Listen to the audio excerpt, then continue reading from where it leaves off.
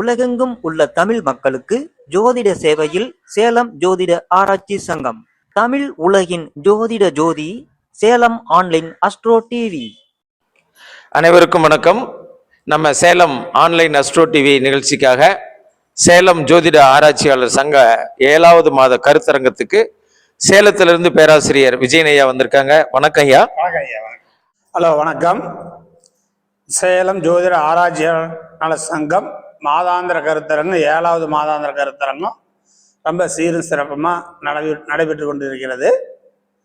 இந்த சேலம் ஜோதிட ஆராய்ச்சியாளர் நல சங்கம் மாதாந்திர கருத்தரங்கத்துக்கு சுகர்நாடியில் பேச என்னை அழைத்த தலைவர் சந்திரகுமார், செயலாளர், பொருளாளர் மற்றும் ஏனைய ஜோதிடர் அனைவருக்கும் என்னுடைய வணக்கம். இப்போ இந்த மாதாந்திர கருத்தரங்கத்தில் சுகர்நாடியை பற்றி நம்ம பேச வந்திருக்கிறோம். இந்த சுகர்நாடியில் என்ன அப்படி ஒரு அதிசயம் அப்படின்னு பார்த்தீங்கன்னா, பார்த்த உடனே அந்த ஜாதகத்தை சொல்லும். இந்த சுகர்நாடிங்கிறது ஒரு ஜாதகத்தை பார்த்த உடனே சொல்லும். அப்படி ஒரு ஜாதகம் நாங்கள் பார்த்து சொன்னது தான் இங்கே போடுறோம். நம்ம கற்பனையில் இது வரைக்கும் சொன்னதே கிடையாது. ஜோதிட கருத்துக்கள் 1000 கருத்து சொல்லியிருந்தாலும், நூற்றுக்கணக்கான ஜாதகத்தை போட்டு இந்தமாரி மாதாந்திர கருத்தரங்கத்தில் சொல்லியிருந்தாலும், அத்தனையும் ஜாதகம் பார்த்து பலன் சொல்லி ஆமான்னு சொன்னதுக்கு பிறகு தான் இந்தமாரி கருத்தரங்கத்துக்கு வரும். கற்பனையில் இது வரைக்கும் அந்தமாரி வந்ததே இல்லை. இப்போ போன வாரத்தில் நான் ஒரு ஜாதகம் பார்த்தேன். அந்த ஜாதகம் பார்த்து நாங்கள் சொன்னதுக்கு ஆமாங்க அப்படின்னாரு. அப்போ நம்ம அந்த ஜாதகத்தை ஆய்வுக்கு எடுத்துக்கிறோம். நம்ம ஆய்வுக்கு எடுத்துக்கிட்டோம்னா நம்மளுடைய கருத்தை, நம்மளுடைய விதிமுறைகளை மக்களுக்கு சொல்லித்தரோம். அப்படி சொல்லித்தரக்கூடிய விதிமுறையை வச்சு தான் இன்னைக்கு எம்கேஎஸ் அஸ்ட்ரோ டிவி பார்த்துக்கிட்டு கொண்டு இருக்கிற ஒரு ஜோதிட நண்பர்களும் ஜோதிட ஆராய்ச்சியாளர்களும் ஜோதிடர்களும், அதேமாரி சேலம் அஸ்ட்ரோ ஆன்லைன் டிவி பார்த்துட்டு இருக்கிறீங்களா, நம்மளை சொல்றதை வச்சு அவங்களே கற்று அன்னைக்கு ஜோதிடம் சொல்றதுக்கு வந்துட்டாங்க. இன்னைக்கு தமிழ்நாட்டில் பெரும்பாலும் நம்மகிட்ட ஜாதகம் பார்க்க வரவங்க எல்லாமே துல்லியமாக ஜோசியம் அவங்களுக்கு நல்லா தெரியுது. ஏன்னா அந்த அளவுக்கு நம்ம சொல்லி கொடுத்துருக்குறோம். அதனால தான் அதை மேலும் வலுப்படுத்த தான் இந்த மாதிரி ஆராய்ச்சி சொல்கிறோம். சரி, இப்போ இந்த ஜாதகம் நான் போர்டில் போட்டுக்கிறேன். இந்த ஜாதகத்தை நான் பார்த்து என்ன சொன்னேன் அப்படிங்கிறத நான் தேதி, மாதம், வருஷம், கிரக ராசி நிலை, நவபிச நிலையெல்லாம் சொல்கிறேன். அதை போர்ட்லேயும் போட்டிருக்கிறோம், அது தெரியும் உங்களுக்கு. இருந்தால் நான் ஒரு தடவை சொல்லிடுறேன். 11/10/1978 9:38 PM கள்ளக்குறிச்சி பக்கம் சொன்னாங்க. கள்ளக்குறிச்சி பக்கம் தான் சொன்னாங்க. இருந்தாலும் நம்ம சேலம்னு போட்டுக்கலாம். கள்ளக்குறிச்சிக்கும் சின்ன சேலத்துக்கும் பக்கமானாங்க. ஒரு ஊர் கிராமம் சொன்னாங்க, ஞாபகம் இல்லை. நம்ம கற்பனை சொல்ல சேலம் சேலம்னே போட்டுங்க. அப்போ இந்த சேலம்னு ஏன் போடுறோம்னா, சந்திரகுமாருக்கும் தெரியும், கோமதிக்கும் தெரியும். எங்கள் பொண்ணு ஒன்று இருக்குது, அது இன்ஜினியரிங் முடிச்சது. எந்த தமிழ்நாட்டில் எந்த மாவட்டம் சொன்னாலும் சேலம்னு போடுது. அப்போ கரெக்டாக வரும் அப்படிங்குது. நீங்கள் தமிழ்நாட்டில் சேலம்னு போட்டால் கரெக்டாக வரும். சேலத்துக்கு தெற்கையும் சரி ஒரே மைலேஜ், வடக்கையும் சரி ஒரே மைலேஜ். மையமானது சேலம். நீங்கள் சேலம்னு போட்டிங்கன்னா உதயம் கரெக்டாக இருக்குங்க. எங்கள் பொண்ணு நீங்கள் நான் எந்த ஊர் சொன்னாலும் அது சேலம்னு தான் போட்டு தான் நான் கரெக்டாக இருக்குது. அதனால் சேலம்னு போட்டுக்கலாம் இந்த ஜாதகம். அப்போ லக்னம் பார்த்தீங்கன்னா ரிஷப லக்னம், 3ல் குரு, 4ல் சனி, 5ல் ராகு சூரியன், 6ல் புதன் சுக்கிரன் செவ்வாய், 9ல் சந்திரன், 11ல் கேது. இது ராசி கட்டம்.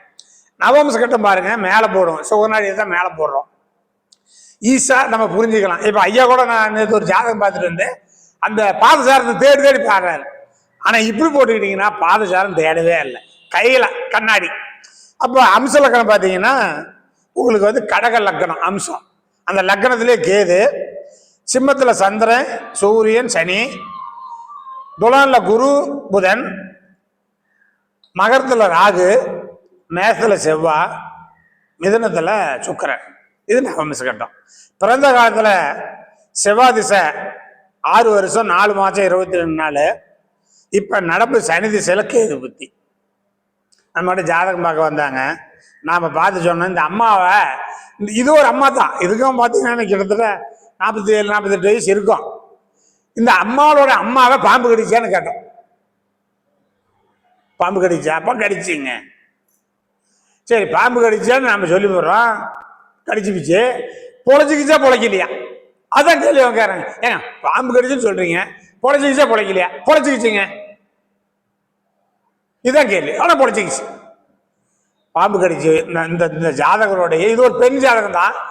இதுவும் அம்மா தான். நமக்கு நான் 50 பக்கம் வச்சுன்னா அம்மா ஆயிடுவாங்க. இதோட அம்மா என்ன இருக்கிறாங்க. அப்ப அந்த அம்மா தான் பாம்பு கடிச்சு. அப்ப நாம ஒரு ஜாதகத்தை வாங்கி பார்த்தோம்னா, ஆண் ஜாதகமோ பெண் ஜாதகமோ ஜாதகத்தை வாங்கி பார்த்தோம்னா, அந்த ஜாதகத்துல யாரை பாம்பு கடிக்கும்? அம்மாவுக்கு கடிக்குமா, அப்பாவுக்கு கடிக்குமா, அண்ணனை கடிக்குமா, தம்பி கிடைக்குமா, கணவரை கிடைக்குமா, மனைவி கிடைக்குமா, இல்ல ஜாதகனையே கிடைக்குமா? இப்படி எல்லாம் கடிச்சிருக்குன்னு சொல்லிட்டு கடிச்சா பொழைக்குமா இல்ல இறந்துடுவாங்களா? இதுதான் ஜோதிடங்க. இதுதான் சுகநாடி ஜோதிட ஆராய்ச்சி. இதுதான் சொல்லும். அப்ப நாம அவங்களுக்கு பார்த்து ஜாதகத்தை இந்த மாதிரி பாம்புக்கு, இந்த அம்மாவோடைய அம்மா ஜாதகருடைய அம்மாவை பாம்பு கடிச்சிங்க பொழைச்சிக்கிச்சிங்க அப்படின்னு நம்ம சொல்லிடுறோம். ஆனா ஒரு குறிப்பிட்ட தேதி சொன்ன அந்த காலத்துல இறந்துருன்னு. இந்த ஜாதகருடைய அம்மா பாம்பு கடிச்சு இல்லைங்களா, நான் ஒரு குறிப்பிட்ட நாள் சொன்னேன் இறந்துரும் அப்படின்னு. ஆனா பாம்பு கடிச்ச காலத்துல பொழைச்சிக்கிச்சு. ஆனா இன்றைய காலத்துல அது அந்த நம்ம சிம்டம் தெரியுதான். ஆனா நான் சொன்னேன் ஒரு குறிப்பிட்ட வயசு சொல்லி அந்த வயசுல இறந்துருன்னு சொல்லிக்கிறோம். அது எப்படி இறக்குங்கிறத சொல்றேன்.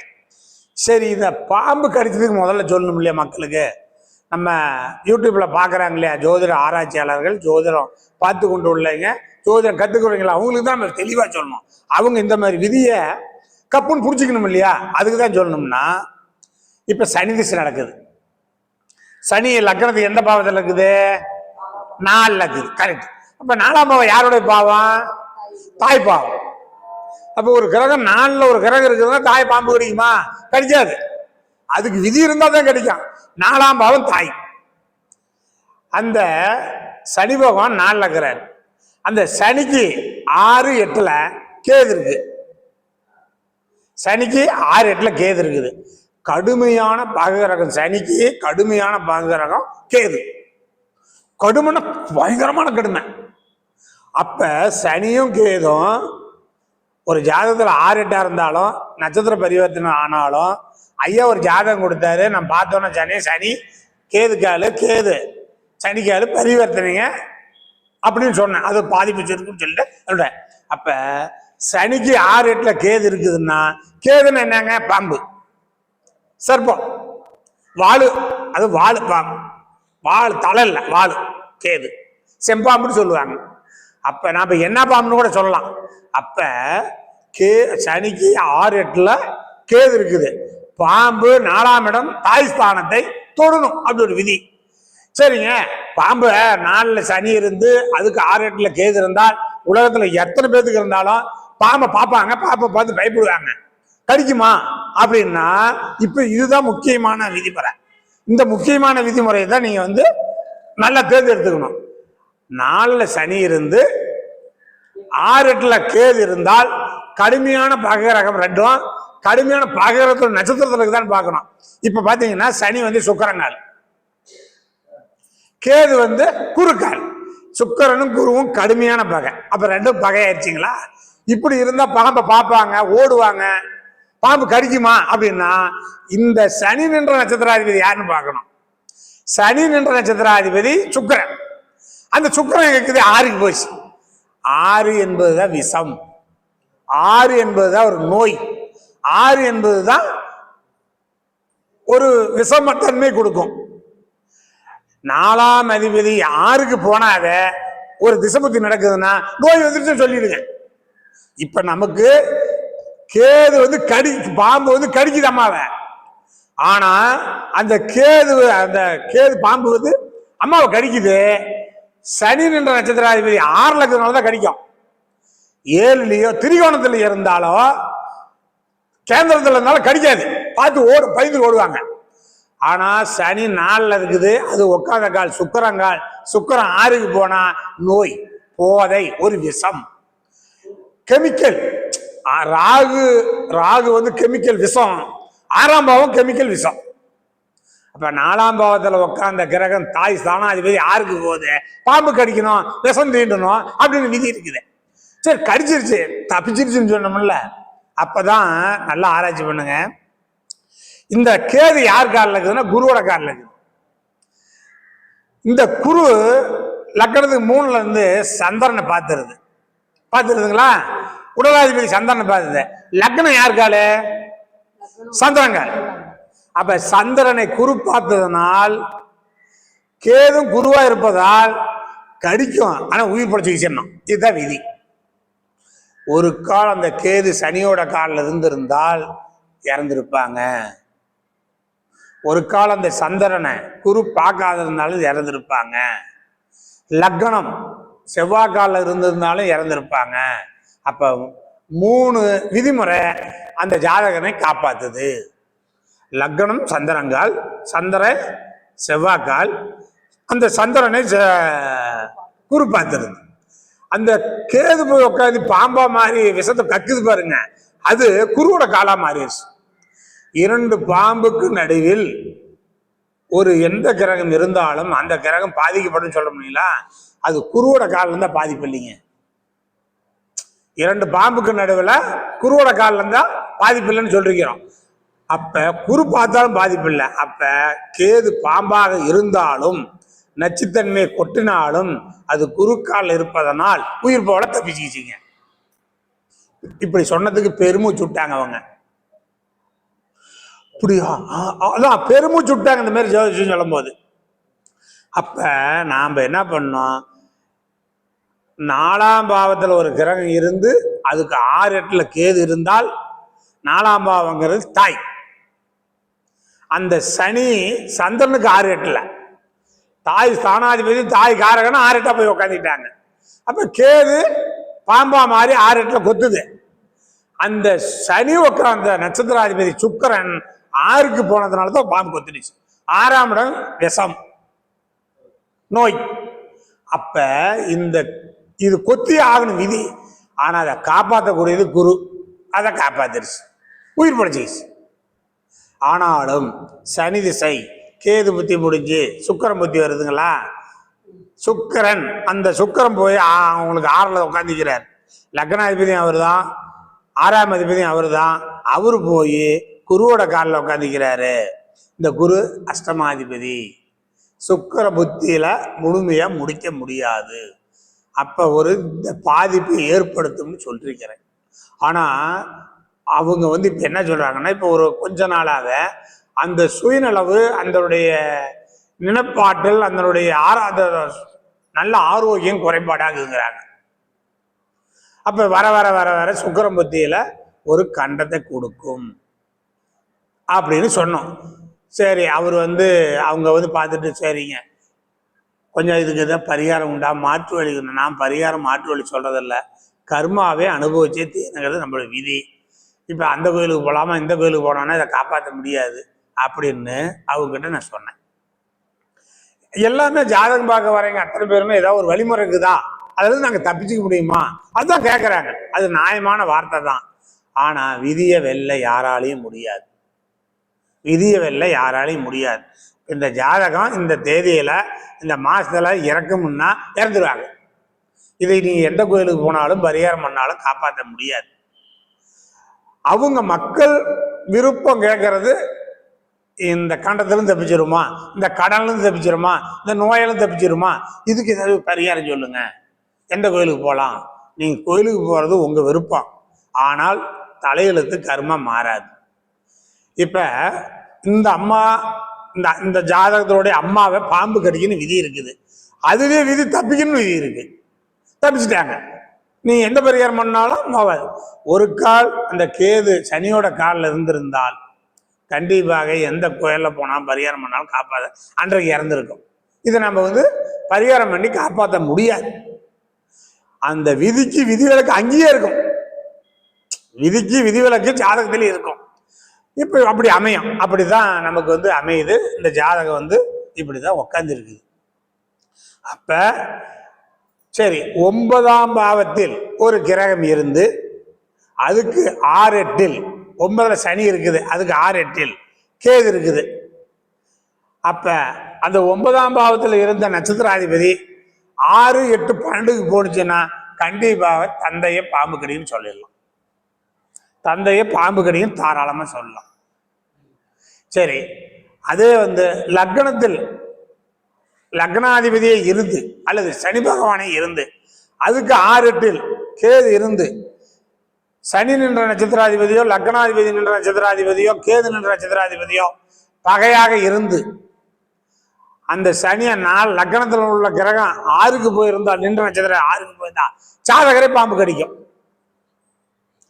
அதை தப்பிக்குமா இல்ல பொழைச்சிக்குமா பொழைக்காதாங்கிறது குரு பார்வை இருந்தாலும் குருவோட காலில் இருந்தாலும் தப்பிச்சுன்னு சொல்லிடலாம்.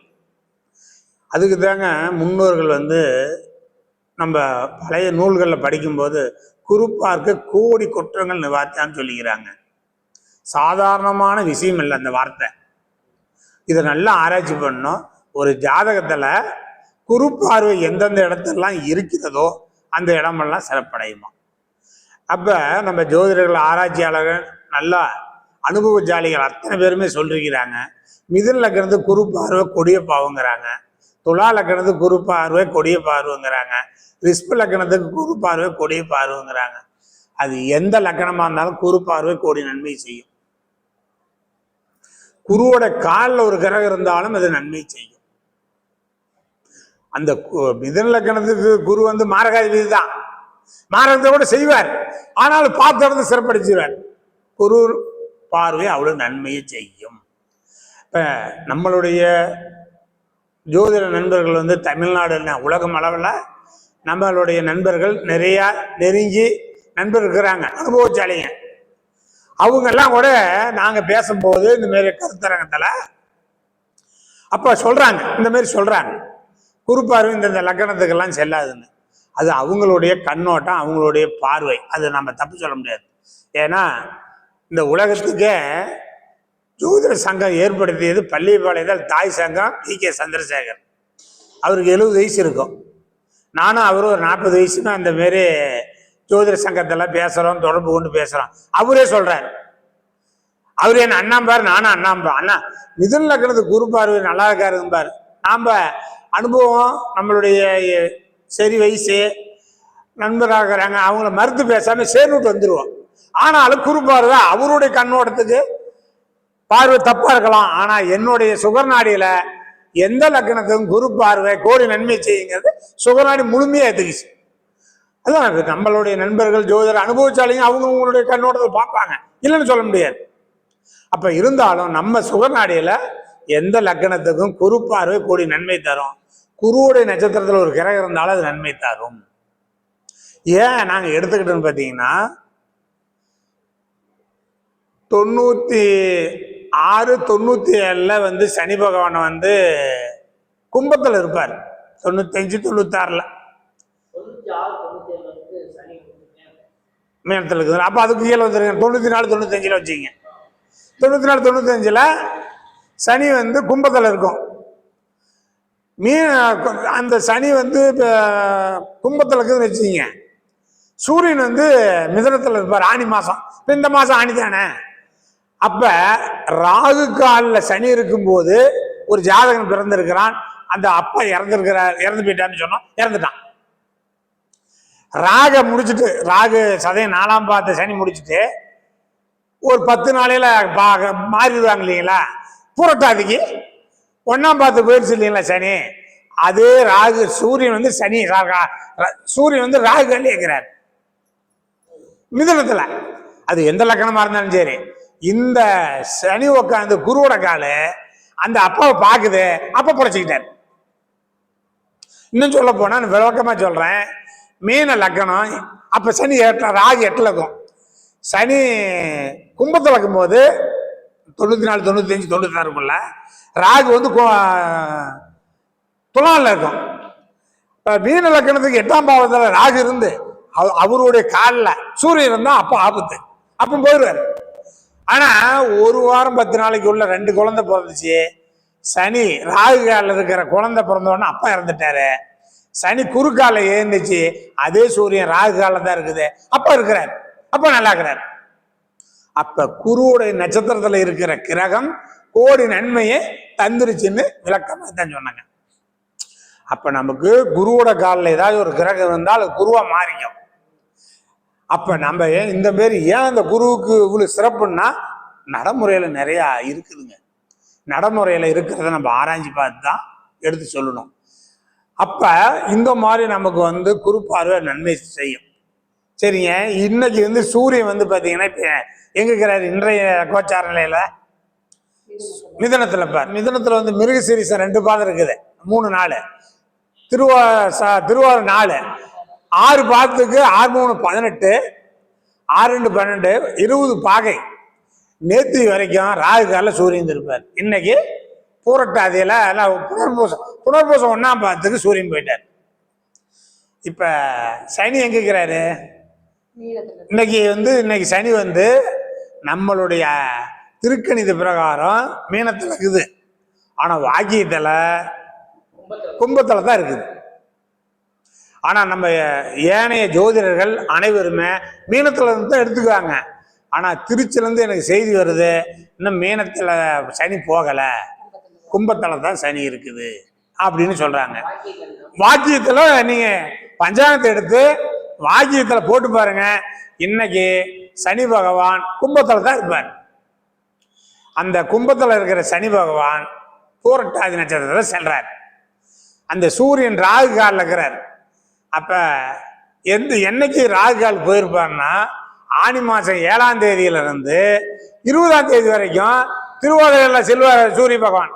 அப்ப இந்த சனி பகவான் குருவோட கால பூரட்டாதிலிருந்து அதை பார்ப்பாரு. எந்த லக்கணமாக இருந்தாலும் ஆயுள் அப்பாவுக்கு கெட்டி. இன்றைய குழந்தை பிறக்கிறதுக்கு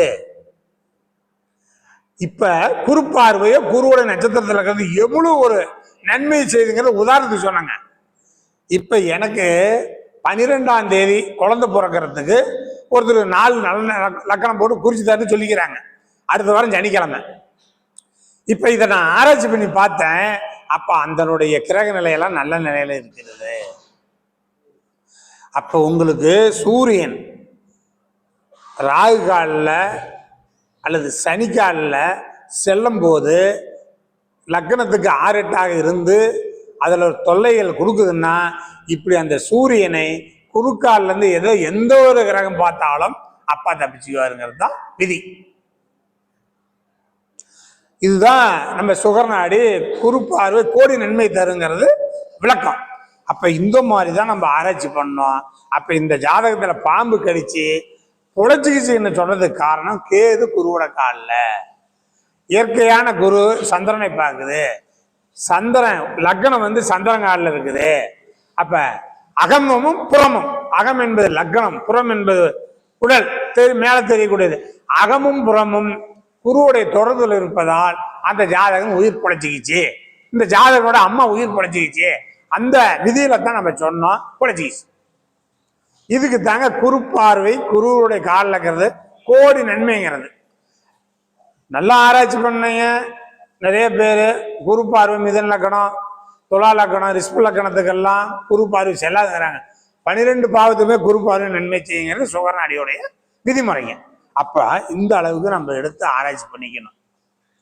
அப்ப ஒரு எந்த கிரகமா இருந்தாலும் சரிங்க, ஒரு கிரகம் எந்த பாவத்தில் இருக்குதோ அந்த பாவத்தினோட உயிர்காரகம் என்னன்னு பார்க்கணும். இப்ப இந்த ஜாதகத்துல லக்னத்துக்கு 4ஆம் இடம், தாய் தானே பாதிப்பு. தாய் 4ஆம் பாவத்துல சனி இருக்குது, அதுக்கு 6 8ல கேது இருக்குது. நீங்க இப்படித்தான் சொல்லணும், 6 8 தான் சொல்லணும். சனி போற வழியில போனீங்கன்னா 8, இப்படி வந்தீங்கன்னா 6 8 தான். சனிக்கு 6 8ல செம்பாம்பு வால் உள்ள பாம்பு உட்கார்ந்து இருக்குது. தாயை கடிக்கும். அந்த தாயை கடிச்சுன்னு நம்ம மொட்டையா சொன்னாலும் ஆகாது, தாயை கடிக்கும், தாய் புழைச்சிக்கும். அப்படின்னா விதிகள் கரெக்டா இருக்கணும். குருவோட தொடர்பு இருக்கிறதுனால தாய் புழைச்சிக்கிச்சு. இன்னொன்னுங்க, இந்த சனி பகவான் இருக்கிறாருல்ல, அது கடுமையான பகையான காலில் இருந்தாலும் அந்த சனி பகவான் நின்ற நட்சத்திரம் யாருக்கு வரக்கூடாது. அப்ப என்ன ஆகுதுன்னு பாத்தீங்கன்னா 1 4 6 தொடர்பு ஆயிரும். 1 4 6. அப்ப என்கிறது ஜாதகி அம்மா 6ஆம் பாவம் நோய் மட்டும் இல்லைங்க, 6ஆம் பாவம் விஷம், கெமிக்கல் விஷம். நீங்க பாம்பு கடி, பூராங்கடி, தேல் கடி, எல்லா கடியும் 6ஆம் பாவத்துல தான் அங்குது. விஷசந்துக்கள் அத்தனையும் 6ஆம் பாவம் தாங்க. நீங்க விஷசந்துக்கள் சொன்னீங்கன்னா 6ஆம் பாவம். அப்ப 1, 4 விஷசந்துக்கு 6க்கு வந்தா இந்த ஜாதகரை தாயை பாம்பு கடிக்கும் அப்படின்னு சொல்றோம். இப்ப திருச்சில இருந்து நம்ம அருமை நண்பர் ஆறுமுகம் வந்துட்டு இருக்கிறார். ஒரு 10 ஆண்டுகளுக்கு முன்னாடி அவருடைய மனைவியோட ஜாதகத்துல அவங்க மனைவியை பூரான் கடிக்குன்னு சொன்னேன். பூரா தேலு ஏதோ கடிக்குன்னு சொன்னான். 2 பேரும் ஒன்னா படுத்திருந்தீங்க. மனைவி மட்டும்தான் இது கடிச்சு. இந்த மாதிரி கடிக்கிறதுனா விஷசந்துக்கள் 6ஆம் பாவம். அப்ப இப்ப நம்மளுடைய ஜாதகத்துல 7ஆம் அதிபதிங்கிறது நம்ம மனைவி. நம்ம மனைவியினுடைய கிரகம் போய் ஒரு இடத்துல உட்காந்து அதுக்கு 6 8ல உட்காருதா, அதுக்கு 6 8ல கேது உட்காருதான்னு பார்க்கணும். இது சரி, அதுல 6 8ல உட்காருது. இப்ப ஒண்ணு லக்கணத்துக்கு 7ஆம் அதிபதி, நம்ம ஜாதகத்துல 7ஆம் அதிபதி 7லயே இருக்குதுங்க. அதுக்கு 6 8ல கேது இருக்குது. அப்ப கேது உட்கார்ந்த காலம் நமக்கு 7ஆம் அதிபதி உட்கார்ந்த காலம் பகையாயிருது. சரி, இத விஷசந்துக்கள் கடிக்கணும் விதி இருக்குது. சரிங்க, நம்ம 7ல உட்கார்ந்த கலஸ்தர ஸ்தானாதிபதியோ கலஸ்தர காரகனோ அவர் உட்கார்ந்த நட்சத்திரம் 6க்கு போகக்கூடாது. 6க்கு போனா அந்த ஜாதகனோட மனைவி பாம்பு கடிக்கும், தேல் கடிக்கும், பூரான் கடிக்கும், கொலை கடிக்கும். இத சுபகிரகமாகிய குரு அல்லது லக்கண சுபரையும் பார்க்கலாம். நீங்க சுபகிரகம்னு குருவையும் எடுத்து பார்த்துக்கலாம். இதுக்கு ஈடனையா லக்கண சுபரையும் பார்க்கலாம். நான் லக்கண சுபர் அப்புறமே சொல்லிடுறேன், ஏன்னா இது பாயிண்ட்ல சொல்லிடலாம். ஒரு ஜாதகத்துல லக்கணத்துக்கு 7ஆம் அதிபதி கலஸ்தர ஸ்தானாதிபதி 7லயே இருந்து அதுக்கு 6 8ல கேது இருந்து 2 கிரகமும் பகையான காலில் இருந்தா பாம்பு விஷப சந்துகள் கடிக்கும். ஆனா 6ஆம் பாவத்துக்கு 7ஆம் பாவத்தில் உள்ள கிரகம் 6ஆம் பாவத்துக்கு போயிடுச்சுன்னா கண்டிப்பா கடிக்கும். இத குரு பார்வை இருக்குதா அல்லது குருவோட காலில் ஏதாவது கிரகம் இருந்து பாக்குதா, கடிப்பாங்க, பொழைச்சுக்குவாங்க. இப்படின்னு தாராளமா சொல்லலாம். சுகர்நாடு அருமையா இந்த விதிமுறை பொருந்தும். நீங்க பார்க்கக்கூடிய இதை நோட் பண்ணி வச்சு, இப்ப 4ஆம் பாவத்துல இந்த விதி அதுக்கு 6 8ல கேது இருக்குது, சனி உட்கார்ந்த கால் சுக்கரங்கால் 6க்கு போச்சு, கண்டிப்பா பாம்பு கடிக்கும்னு சொல்லியாச்சு. அதுபோல நீங்க எல்லா பாவத்தையும் இப்ப 7ஆம் பாவம்னா மனைவி, 9ஆம் பாவம்னா அப்பா, 3ஆம் பாவம்னா சகோதரன் பின்னாடி பிறந்தீங்க, 11ஆம் பாவம்னா முன்னாடி பிறந்தீங்க. இப்படி எல்லாம் உறவு முறையை சொல்லி பாம்பு கடிக்குன்னு சொல்லலாம். பாம்பு கடிக்குன்னு சொல்லிவிட மட்டும் பத்தாது. இப்ப பாம்பு கடிச்சிருக்கோம், இறந்துருப்பாங்க, பொழைச்சிருப்பாங்க, உங்ககிட்ட வந்துட்டாங்க, நீங்க சொல்லிட்டீங்க, அவங்க கேள்வி கேட்பாங்கல்ல, பாம்பு கடிச்சிருச்சிங்க, ஆமா நீங்க சொன்ன கடிச்சிருச்சிங்க ஐயா, பொழைச்சிக்கிட்டாங்களா இறந்து போயிட்டாங்களா? இந்த இடத்துல தான் நீங்க ஆராய்ச்சி பண்ணி பார்க்கணும். குரு பார்வை இருந்தால் பொழைச்சிருப்பாங்க. குருவோட காலில் ஒரு கிரகம் இருந்து பார்த்தாலும் பொழைச்சிருப்பாங்க.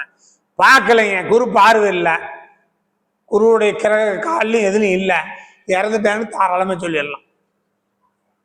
விஷசந்துக்கள் கடிச்சு இறந்துட்டாங்கன்னு சொல்லிடலாங்க. ரொம்ப ஆராய்ச்சி பண்ணாத இந்த மாதிரி இது இருந்தால் நீங்க விஷசந்துக்கள் இந்த உறவுக்காரங்க கடிச்சிருச்சு பொழைச்சுக்கிட்டாங்கன்னு சொல்லலாம், இறந்துட்டாங்கன்னு சொல்லலாம். ராகு இருந்தா சனியும் ராகும் நட்பு கிரகம். இன்னொன்னுங்க, சனியும் ராகும் சேர்ந்து இருந்தாலும் பார்த்து இருந்தாலும் அதுக்கு ஒரு அடமொழி சொல்லுவாங்க. என்னன்னு சொல்லுங்க பார்க்கலாம். சனியும் ராகும் சேர்ந்து இருந்தால் இல்ல அப்படி இல்லை, அது இல்லை, கிராமத்துல சொல்லுவாங்க ஒரு பழமொழி, அது நீ கிரகத்தையும் வந்துடாதீங்க சொல்லுவாங்கல்ல. சனி ராகு சேர்ந்து இருந்தால் அவங்க ஒரு ஜாதனை பார்த்தோன்னு சொல்லுவாங்க, இது அப்படிப்பட்டவங்க பாடுப்பாங்க. படு சோம்பேறின்னு சொன்னாங்க. படு சோம்பேறி, சோர்த்துக்கிறதுக்கு 1 மணி நேரம் பண்ணுவான், நடக்கிறதுக்கு காட்சி கேட்பான், எந்த காரியம் செய்யறதுக்கும் முள்ளத்தான் செய்வான். படு சோம்பேறின்னு சொன்னாங்களா இல்லையா? சனி ராகு யாருடைய சனியும் ராகு எந்த பாவத்துல சேர்ந்தாலும் சரி அந்த ஜாதகம் சோம்பேறிங்க, எந்த காரியத்தையும் வேகமா செய்ய மாட்டான். சரி, வேகமா செய்யக்கூடிய பாவம் எந்த பாவம்? 3ஆம் பாவம். அதுதான் கை. 9ஆம் பாவம் காலு. 9 3 தொடர்பு ஏற்பட்டால் ஆடல் பாடல், அவன் கை கால ஆடிக்கிட்டே தான் இருக்கும், சுறுசுறுப்பா செஞ்சுட்டே தான் இருப்பான் இதையும். இது பாவத்துல 3 9 கிரகத்துல புதன் குரு, சனியும் ராகும் 3 9ல் இருந்து சேர்ந்து விட்டாலும் அவன் சுடு சோம்பேறி. சோம்பேறி கடுமையான சோம்பேறி. முள்ளத்தான் செய்வான், எதையுமே சாப்பிட்றதே முள்ளத்தான் சாப்பிடுவான். இந்த மாதிரியெல்லாம் விதி இருக்கணும். அந்த சனியும் ராகும் சேர்ந்து குரு பார்த்தால் கொஞ்சம் மாறுபட்டு இருப்பான். நீங்க அதெல்லாம் வக்கரங்கிறலாம் அது எந்த இடத்துல இருந்தாலும் அது வேலை செய்யுங்க. அப்ப நீங்க நீங்க நம்ம ஜாதகம் சொல்றோம் இல்லைங்க, அடிப்படையெல்லாம் ஈஸியா படிச்சுட்டு வந்துட்டோம். ஆனா அது எடுத்துக்காத விட்டுட்டோம். நம்ம சனி என்ன கிழமையை குறிக்கும், இல்ல ராகு என்ன கிழமையை குறிக்கும்? ராகுங்க என்ன கிழமையில குறிக்கும்? ராகு சனிக்கிழமையை குறிக்கும், சனியை போல பலன் தரும். கேது செவ்வாயை போல பலன் கொடுக்கும், செவ்வாய்க்கிழமை குறிக்கும். அப்ப நாம கேதுக்கு சனி பகை, ராகுக்கு செவ்வாய் பகை. அப்ப நீங்க கேட்டீங்க இல்லையா, சனிக்கு 6 8 ராகு இருந்தா அப்படிங்க, ராகும் சனியும் நட்பு, ஒரே கிரகம். சனிக்கு கேது பகை, ராகுக்கு யார் பகை? செவ்வாய் பகை. ரிஷப லக்கணமோ துலா லக்கணமோ இருந்து 7ஆம் பாவத்துல செவ்வாய் இருந்து, செவ்வாய்க்கு 6 8ல் ராகு இருந்து, செவ்வாய் நின்றதும் ராகு நின்றதும் பகையான காலாக இருந்து, அந்த 7ஆம் அதிபதி நின்ற நட்சத்திராதிபதி 6ஆம் பாவத்துக்கு போனா அந்த ஜாதகனுடைய ஆணா இருந்தா கணவரை பாம்பு கடிக்கும், பெண்ணா இருந்தா கணவரை பாம்பு கடிக்கும், ஆனா இருந்தா மனைவி பாம்பு கடிக்கும் சொல்லலாம். அப்ப பகையான கிரகம் தான் வேணும். சனிக்கு யாரு பகை? கேது பகை. செவ்வாய்க்கு ராகு பகை. அப்ப ரிஷப லக்னத்துக்கு 7ஆம் அதிபதி யாரு? செவ்வாய். துலா லக்னத்துக்கு 7ஆம் அதிபதி செவ்வாய். 7லயே இருக்கட்டும், ஆட்சி வீட்டுல இருக்கட்டும், அதுக்கு 6 8ல் ராகு இருந்து, செவ்வாய் உட்கார்ந்த நட்சத்திராதிபதி ராகு உட்கார்ந்த நட்சத்திராதிபதி கடுமையான பகையா இருந்து, 7ஆம் பாவத்துல செவ்வாய் உட்கார்ந்த நட்சத்திராதிபதி 6க்கு போய் இருந்தால் கண்டிப்பா பாம்பு கடிக்கும் மனைவிய, கணவனை. அத சுபகிரகங்கள் பார்த்தால் நன்மை செய்யும், உயிர் படைச்சுக்குவாங்க. நீ இன்னொன்னுங்க, செவ்வாய ராகம் 6 8 உட்காந்து 2 கிரகம் நின்ற நட்சத்திராதிபதி பகையாயே, அந்த செவ்வாய் உட்கார்ந்த நட்சத்திரம் 6 8 12க்கு போனா அந்த ஜாதகனை பாம்பு கடிக்கும். கடிச்சு சுபகிரகம் பார்த்துட்டால் நீங்கனாலும் கேன்சர் அட்டாக் ஆயிருமா. ஒரு ஆணோ பெண்ணோ உலகத்துல ஒருத்தர் கேன்சர் அட்டாக் பண்ணது, கேன்சரால அவர் அவதிப்பட்டு இறக்குறாங்கன்னா செவ்வாய் ராகு தொடர்பு இல்லாத கேன்சர் வராது. அடிப்படையை நீங்க நல்லா ஆராய்ச்சி பண்ணி படிங்க, நல்லா அடிப்படையை உள்வாங்க, அடிப்படையை நிறைய ஆராய்ச்சி பண்ணி எடுத்துங்க. சனிக்கிழமை ராகு சனிக்கிழமையை குறிக்கும், சனி இல்ல ராகு சனியை போல பலன் கொடுக்கும், கேது செவ்வாய்க்கிழமையை குறிக்கும், செவ்வாய் போல பலன் அழைக்கும் அப்படின்னு சொல்லிட்டோம். செவ்வாய்னா என்ன? அங்க உடம்புல ரத்தம். ராகுனா கெமிக்கல் விஷம். ராகு செவ்வாய் டச் ஆனா உடம்புக்கு ரத்தத்துல குத்து கேன்சர். இது அடிப்படை சொல்லி கொடுத்துக்கிறாங்க.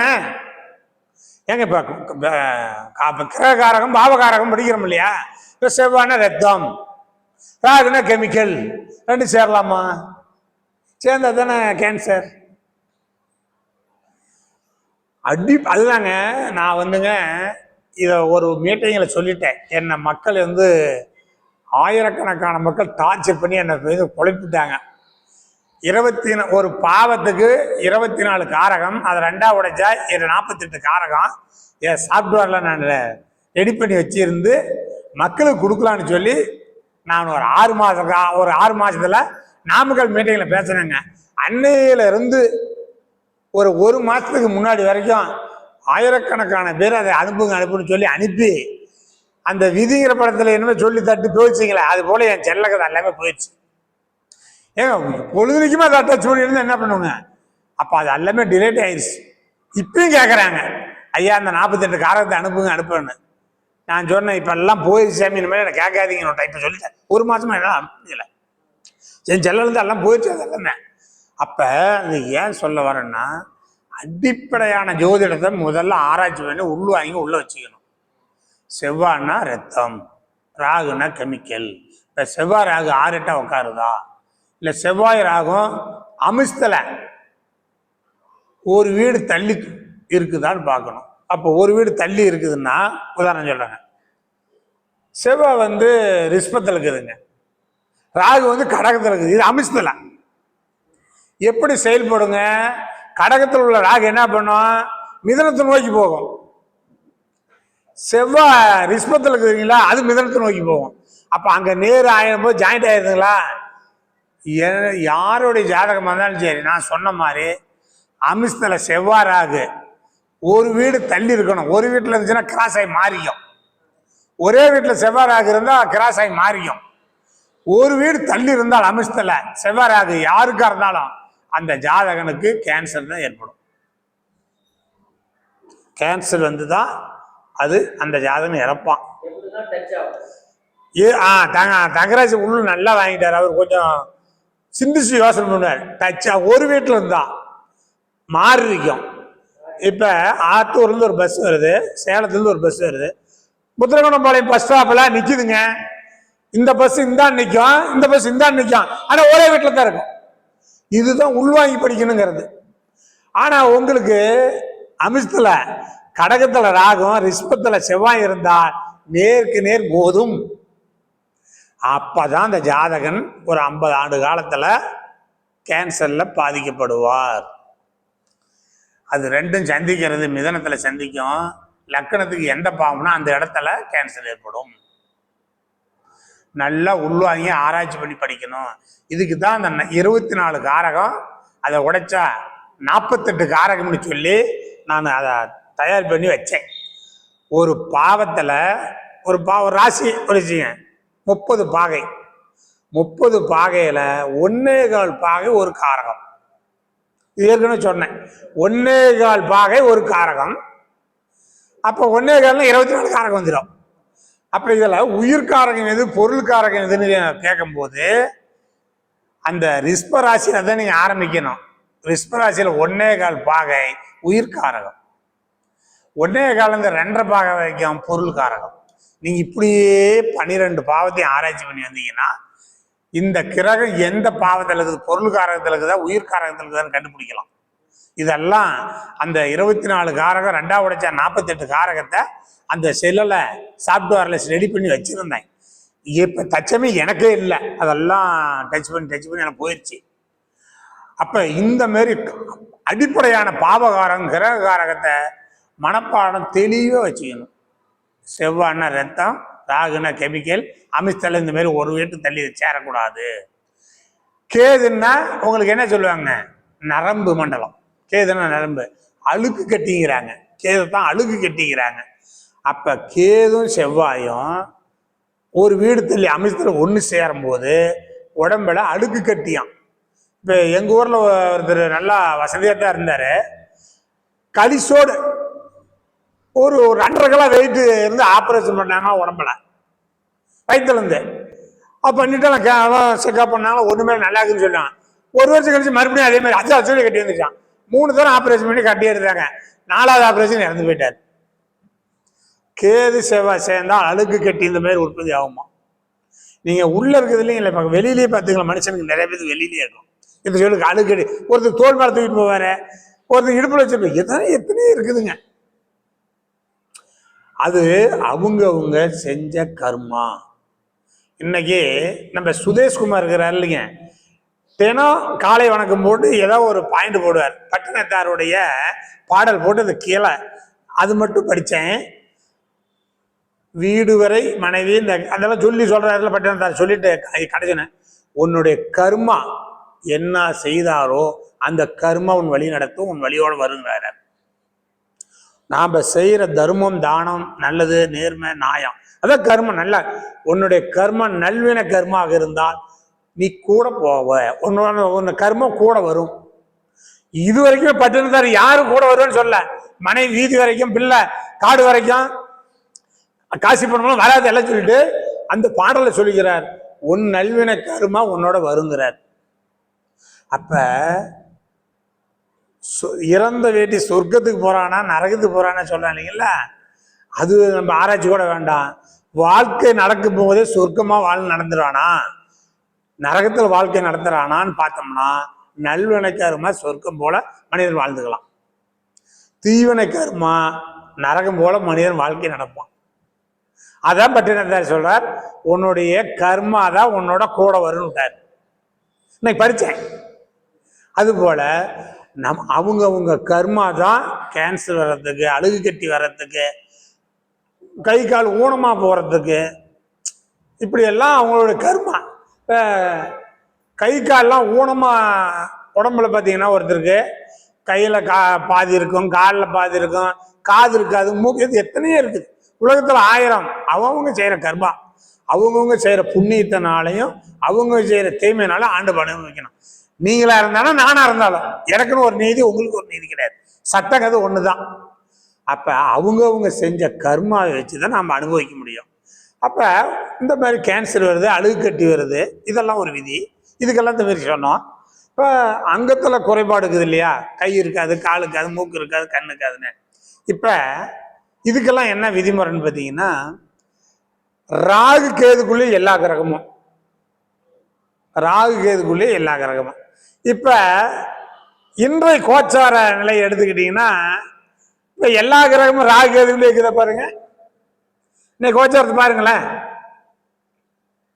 சிம்மத்தில் கேது இருக்குங்க,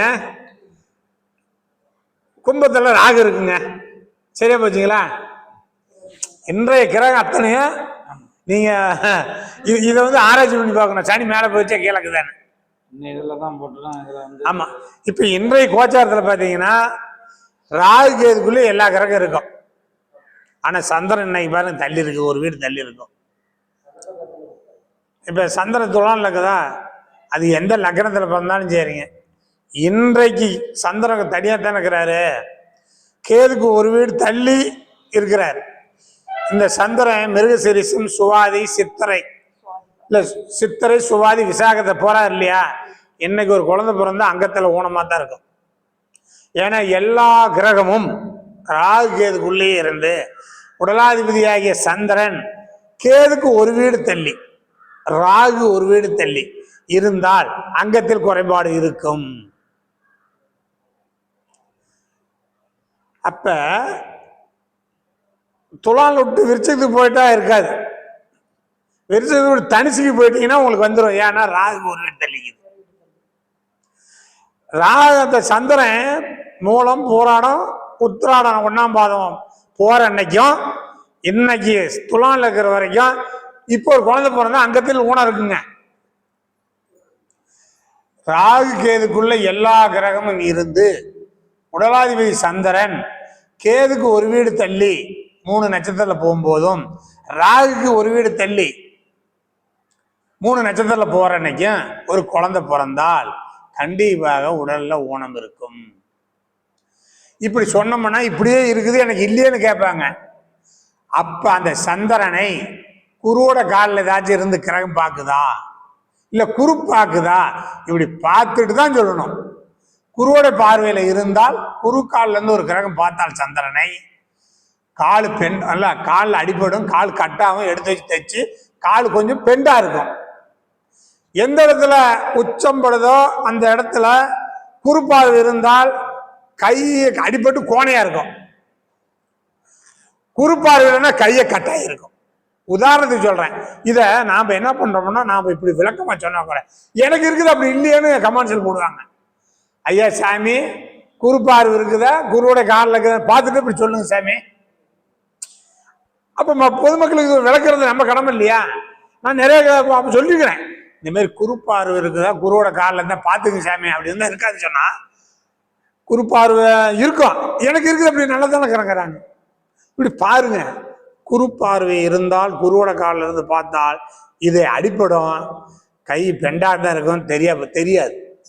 குறுப்பார்வை குருவோட காலில் இல்லைன்னா கண்டிப்பாக அந்த இடத்துல ஊனம் ஏற்படும். அப்ப இதுதான் இந்த ஊனத்துக்கான ஏற்படக்கூடியது கேன்சருக்கு, அழுகு கெட்டிக்கு, பாம்பு கடிக்கிறதுக்கான விதிமுறை இன்னைக்கு எவ்வளோ நாம் சொல்லி கொடுத்துருக்குறோம். இந்த விதிமுறை நம்ம கையாளணும்ல. நீங்கள் இது எல்லாமே அடிப்படையில் இருக்குது. இப்போ இன்னொன்று சொல்லும் பாருங்க, குறுப்பார்வை கோடி நன்மை தரும்னு. குறுப்பார்வை எல்லாமே இன்னொன்று சொல்றீங்க, லக்கண சுபர்கள். இந்த குறுப்பார்வைக்கு அதுக்கு மேல ஒரு கோடி, அவ்வளவு பார்வையாம், அவ்வளவு ஒரு நன்மை செய்யுமா. அப்ப அதையும் நம்ம கவனத்துக்கு எடுத்துக்கணும். அப்ப கடக லக்கணத்துக்கு சுபகரம் யாருங்க? செவ்வாய் தான். அப்ப இயற்கையான சுபரா இயற்கையான பாவியா இருந்தாலும் கடக லக்கணத்துக்கு முழு சுபர். குறுப்பார்வைக்கு மிஞ்சிய பார்வை செவ்வாய் பார்வை. ஆனா இயற்கையான பாவிதான். ஆனாலும் கடக லக்கணத்துக்கு செவ்வாய் பார்வை குறுப்பார்வை மிஞ்சி கொடுக்குமா. துலா லக்கணத்துக்கு சுபர் யாருங்க? சனி பகவான். இந்த சனி பகவான் துலா லக்கணத்துக்கு குறுப்பார்வையை விட ஒரு 10 மடங்கு அதிகமாக பார்க்கும், நன்மை செய்யும். அப்ப நாம இயற்கையாக பாவிகளாக இருந்தாலும் லக்ன வாரியா எடுக்கும் போது சுபராயிடுறாங்க. அடுத்தது சிம்ம லக்னத்துக்கு சுபர் யாருங்க? சூரியன் ஒருவரே, லக்னாதிபதியே. நீங்க இதெல்லாம் மனப்பாடம் நாம வைக்காம ஜோதிடம் சொன்னா பலிதமாகாது. சிம்ம லக்னத்துக்கெல்லாம் குரு சுபரனே எடுத்துக்கூடாது. 5ஆம் அதிபதியா பூர்வ புண்ணியஸ்தானாதிபதியா இருந்தா அஷ்டமாதிபதியா வருவார். இதுதான் குறுப்பார்வை நன்மை தான். நம்ம குறுப்பார்வை நான் குறைச்சிடல, குறுப்பார்வை கோடி நன்மை தான். நம்ம லக்ன சுபர் எடுத்தோம்னா அதுக்கு எடுக்கிறோம். அப்ப ஒரு அஷ்டமாதிபதியா வருவார். அவரு அல்லையில கொஞ்சம் விஷத்தன்மை வச்சுக்கிட்டு தான் பார்ப்பாரு. சரி, செவ்வாய் எடுத்தீங்கன்னா நான் ஒரு லக்கணத்துக்கு சுபர் எதுன்னு எடுக்கணும்னா ஒரு கேந்திரம் ஒரு திரிகோணம் பெற்ற கிரகம் சுபரா மாறுவாங்க. அப்ப நீங்க சிம்ம லக்கணத்துக்கு செவ்வாய் ஒரு கேந்திரம் ஒரு திரிகோணம் பெறுது. ஆனா பாதகாதிபதியா மாரகாதிபதியா வந்துருவாங்க.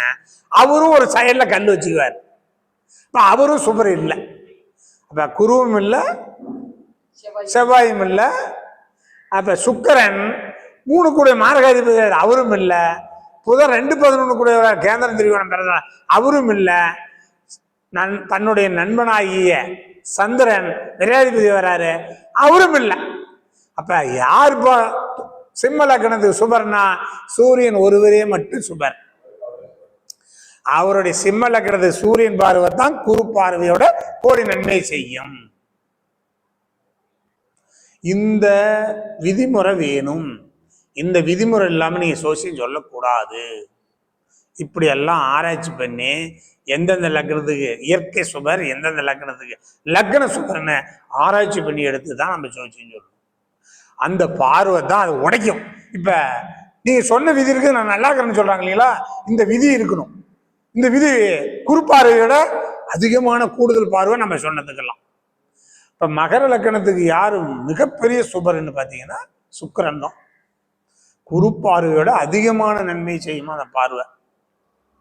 ஏன்னா கேந்திரம் திரிகோணம் பெற்ற கிரகம். அப்ப இதுக்கு பொதுவா ஒருத்தர் சொல்லிக்கிறாருங்க, இந்த சுபர்கள் அந்த லக்கணத்துக்கு கெடாம இருக்கணுமா. இதெல்லாம் நம்ம ஆராய்ச்சி பண்ணி வச்சுக்கணும். இப்ப நம்ம சொல்றோம் இல்லைங்களா, கடக லக்கணத்துக்கு செவ்வாய் சுபரு, சிம்ம லக்கணத்துக்கு சூரியன் சுபரு, துலா லக்கணத்துக்கு சனி பகவான் சுபரு, மகர லக்கணத்துக்கு சுக்கிரன் சுபரு, இப்படி எல்லாத்துக்கும் எடுத்துட்டு வர முடியல. அந்தந்த லக்கணத்துக்கு அந்த இயற்கையான சுபரு லக்கண சுபர்களாகிய கிரகம் கெடாம இருக்கக்கூடாது. கிடக்கூடாது. கெடாம இருந்தா ஜாதகம் என்னைக்காச்சும் ஒரு நாளைக்கு படிச்சுக்குவாங்க. அப்ப கடக லக்கணத்துக்கு செவ்வாய் 8-12 இல்லாமல் வேறு எங்க இருந்தாலும் பொழைச்சிக்குமா அந்த ஜாதகம். துலா லக்கணத்துக்கு சனி பகவான் 8-12 இல்லாமல் எங்க இருந்தாலும் பொழைச்சிக்குமா. அப்ப சூரியன் 8லயும் 12லயும் சிம்ம லக்கணத்துக்கு இல்லாமல் எங்க இருந்தாலும் பொழைச்சுக்குவார். அந்த ஜாதகம் பொழைச்சுக்குவான். சரி, 8லயும் 12லயுமே இருக்கிறார். அப்ப லக்கண சுபர் யாராவது பார்த்தாலும் பொழைச்சுக்குவாங்க. இப்ப நம்ம சொன்ன சுபகரங்கள் லக்கண சுபர்கள் 8-12 போச்சு.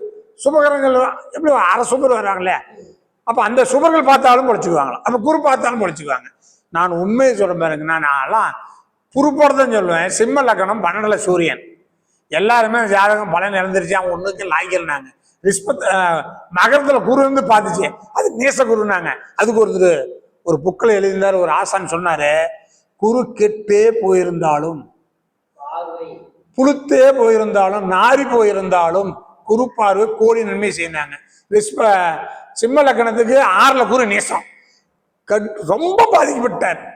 இப்போ ஒரு ஆடு ஒன்று செத்து போயிடுச்சு, இன்னைக்கு அது உயிர் செத்து போச்சு, நாளைக்கு என்ன பண்ணுங்க, புழு வச்சிரும், அடுத்த நாள நாத்த வச்சிரும். இந்த அளவுக்கு குரு போயிருந்தாலும் குரு பார்வை கோடி நன்மை தருனாங்க. 12ல சிம்ம லக்கணம் 12ல சூரியன், மகரத்துல குரு இருந்து அந்த சூரியனை பார்த்துச்சிங்க. அந்த ஜாதகம் ரொம்ப ஃபேமஸான ஆளுங்க, அந்த ஊர்லயே ஃபேமஸான அந்த ஜாதகம். அப்ப கெட்டு போயிடுச்சு, 12ல குரு சூரியன் கெட்டு போச்சுன்னு சொல்லக்கூடாது.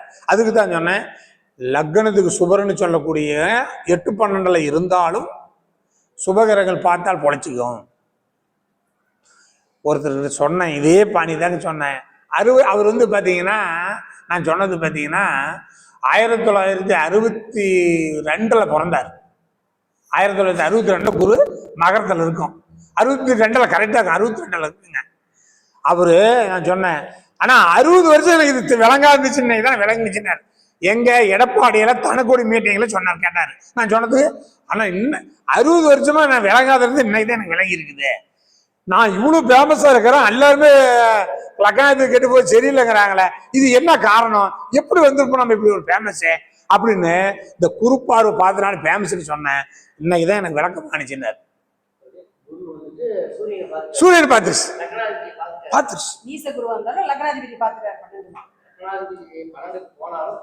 குறுப்பார்வை. அதுக்குதான் சொன்னேன், லக்ன சுபர்களாகிய 8, 12ல கெட்டாலும் சுபகரங்க பார்க்குதான்னு பார்த்துக்கணும். அப்ப இந்த மாதிரி ஆராய்ச்சி பண்ணி சுகர்நாடியில் தெளிவா ஜோசியம் சொன்னா ரொம்ப சிறப்பா இருக்குங்கிறது தான் நம்ம சுகர்நாடி. இந்த சுகர்நாடி இன்னைக்கு தமிழ்நாடுல உலகம் ஃபுல்லா எல்லா நாடுகள்லயுமே நம்ம மாணவர்கள் ஜோசியமே சொல்றாங்க, ஆராய்ச்சி பண்ணிட்டு இருக்கிறாங்க.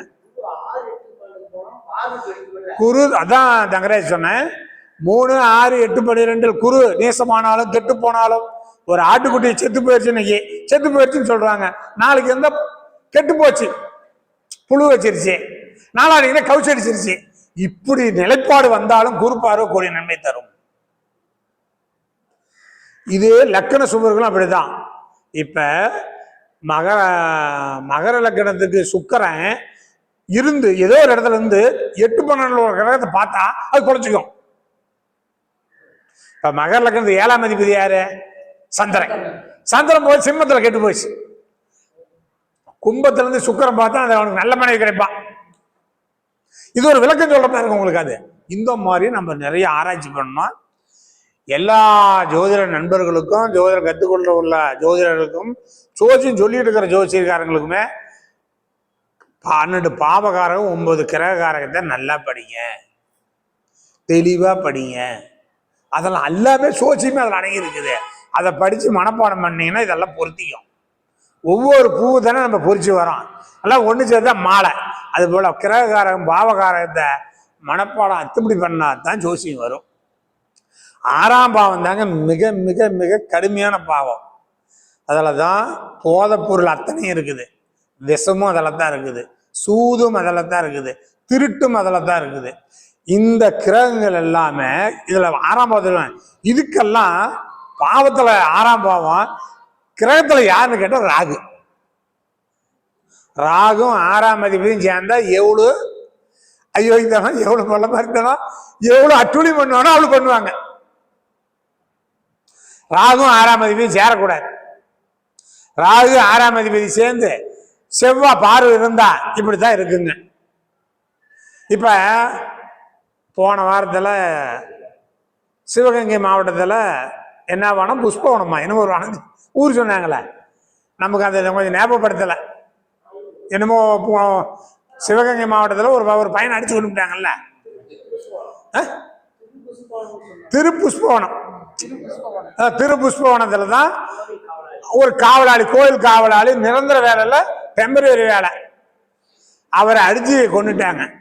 நாம் அது கவர்மெண்ட் போலீஸு மந்திரி எல்லாம் அதை பார்த்துக்கலாம், நமக்கு அது தேவையில்லை. ஏன் போலீஸ் அடிச்சு கொண்டாங்க? நமக்கு நாம் ஆராய்ச்சி பண்ண தேவையில்ல, அதெல்லாம் போலீஸு கவர்மெண்ட் பார்த்துக்குவோம். நமக்கு விதி அவனுடைய இறப்புக்கு என்ன விதி அப்படின்னு பார்த்தீங்கன்னா, போலீஸ் அடிச்சு கொள்ளுதுன்னா செவ்வாறாக தொடர்புல அடிச்சு கொள்ள மாட்டாங்க. செவ்வாறாக டச்சானால் 6ஆம் அதிபதி டச்சானா இந்த மாதிரி திருட்டு பட்டம் கட்டி இப்படி அடிச்சு கொடுத்தல கொள்ளுவாங்க. செவ்வாறாக சேர்ந்து செவ்வாறாக 6-8 இருந்தாலும் செவ்வாறாக ஒரே டிகிரியில் தொடர்பு இருந்தாலும் 6ஆம் அதிபதி தொடர்பு கொண்டால் அவனை அரசாங்கம் சூட் பண்ணும், இல்லை அடிச்சே கொள்ளுவாங்க. இதுதான் நம்ம விதி. செவ்வாறாக 6-8 இருந்தாலும் செவ்வாறாக ஒரே டிகிரியில் இருந்தாலும் 6ஆம் அதிபதி பார்த்தாலும் 6ஆம் அதிபதி தொடர்பு ஏற்பட்டாலும் இந்த மாதிரி சம்பவம் நடந்துருமா சார்? செவ்வாறாக திரிகோணத்தில் இருந்தாலும் இந்த மாதிரி சம்பவம் நடக்குமா? கடகத்துல செவ்வாய், மீனத்துல ராகு, திரிகோணத்துல இருக்குதுங்களா, ஒரு டிகிரி ஆகுதா, சுடுவான், எரிப்பான், வெட்டுவான், குத்துவான். நம்ம ஒரு பிளைட்ல போய் 240 பேர் அவுட்டு, ஒரு சுற்றுலா பயணியில் போய் சுட் பண்ணி ஒரு 25 பேர் அவுட்டு, 2 பேர் சுட்டான், 3 பேர் சுட்டான். அந்த செவ்வாறாகு கடகத்திலையும் மீனத்திலையும் இருக்கிற வரைக்கும் இந்த சம்பவங்கள் நடந்து கொண்டே இருந்துச்சுங்க. நாம் இதை நிறைய தொடர்ச்சியாக சொல்லிருக்கிறோம். செவ்வாறாகு திரிகோணத்தில் ஒரே டிகிரி ஆனால் அந்த உலகம் போல இப்படி தான் நடக்கும். சுடுறது, தீப்பத்தி எரியறது, பெரிய பெரிய விபத்து, கூட்டு மரண யோகத்தை உருவாக்கிறோம். செவ்வாறாகு தொடர்பு ஒரு டிகிரியில 6ஆம் அதிபதி டச் பண்ணிவிட்டா முடிஞ்சு போச்சு, ஒரு ஊரையே காலி பண்ணிவிடுமா. அப்ப நாம விதிமுறைகள் இப்படியெல்லாம் ஆராய்ச்சி பண்றதுக்கு அடிப்படை 12 பாவகாரகமும் 9 கிரககாரகமும் அடிப்படை இதில் எல்லாமே இருக்குங்க. இது எல்லாம் ஆராய்ச்சி பண்ணிக்கிட்டே வரணும். 12 பாவமும் உடல் அங்கமும்னா தெளிவாக எடுத்துக்கணும். 3ஆம் பாவம் கையே, இப்போ மேசலக்கணத்துக்கு காலப்பரிசு தத்துவத்துக்கு வச்சுட்டாங்க. 3ஆம் இடம் புதன் கையே, 9ஆம் இடம் காலு. புதனும் குருவும் சேர்ந்தா ஆடுவான், பாடுவான், ஆடல் பாடல், தெருக்கூத்து ஆடுவான், கிரிக்கெட் டான்ஸ் ஆடுவான், கரகாட்டம் ஆடுவான், சினிமா ஆடுவான், எதே ஆட்டம் ஆடிட்டு போகுது. என்ன ஒருத்தர் கேட்டாரு, 500 ஆண்டுகளுக்கு முன்னாடி இப்படி கிரகம் என்ன பண்ணுவீங்கன்னாரு. தெருக்கூத்து ஆடுவாங்க. தங்கராஜன் அன்னைக்கு தெருக்கூத்து ஆடிப்பாங்க. தெருக்கூத்துல இருந்தா சினிமா வந்துச்சுங்கண்ணா அவர்கிட்ட.